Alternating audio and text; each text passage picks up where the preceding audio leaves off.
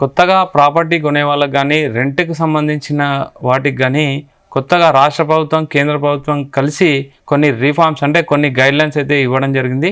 ఇంతవరకు కూడా మీరు ఓన్లీ రిజిస్ట్రేషన్ సేల్ డీడ్ ఉంటే మాత్రం మీరు ఓనర్షిప్గా పరిగణించేవారు. కానీ ఇప్పుడు కొత్తగా మీరు ల్యాండ్ కానీ ప్రాపర్టీ కానీ ఏదైనా ప్లాట్ కానీ కొన్నప్పుడు మాత్రం ఖచ్చితంగా సేల్ డీడ్ ప్లస్ మ్యూటేషన్ అంటే తహసీల్దార్గా కానీ ఎంఆర్ఓ ఆఫీస్లో కానీ మ్యూటేషన్ అయి ఉంటే మాత్రమే మీరు ఖచ్చితంగా ఓనర్షిప్గా పరిగణించబడతారనేసి ప్రజెంట్ అయితే గైడ్లైన్స్ ప్రకారం చెప్పడం జరిగింది. ముఖ్యంగా చూసుకుంటే రియల్ ఎస్టేట్ రికార్డ్స్ రిఫార్మ్స్ 2025 ప్రకారం ప్రజెంట్ మీరు ఒక ల్యాండ్ లేదా ప్లాట్ కానీ ఏదైనా కొనాలి అని అనుకుంటే మాత్రం ఖచ్చితంగా మీరు సేల్ డీడ్ ఒకటి ఉంటే సరిపోదు.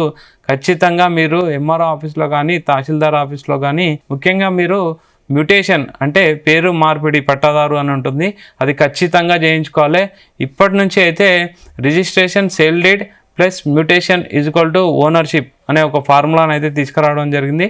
ముఖ్యంగా ఇది ఒకవేళ మీకు ఓన్లీ రిజిస్ట్రేషన్ అయి ఉండి మ్యూటేషన్ లేకుంటే మాత్రం మీకు అంటే లోన్స్ వచ్చే అవకాశం కూడా చాలా తక్కువగా ఉంటుంది. తర్వాత అంటే రేపు భవిష్యత్తులో ఎలాంటి లీగల్ సంబంధించిన వారితోని కోర్టులో కేసు వేస్తే మాత్రం కూడా మీకు సేల్ డీడ్ మ్యూటేషన్ ఉన్న వాళ్ళకే ఎక్కువగా వచ్చే అవకాశాలు ఉన్నాయని అయితే ఎక్స్పర్ట్స్ చెప్పడం జరుగుతుంది. సో దానివల్ల అంటే ప్రజెంట్ కేంద్ర రాష్ట్ర ప్రభుత్వాలు కొన్ని గైడ్లైన్స్ మెయిన్గా ఇది చేంజ్ చేయడానికి మెయిన్ కారణం ఏంటంటే కోర్టులో 60% సివిల్కి సంబంధించిన భూ వివాదాలు అయితే ఎక్కువగా ఉన్నాయి.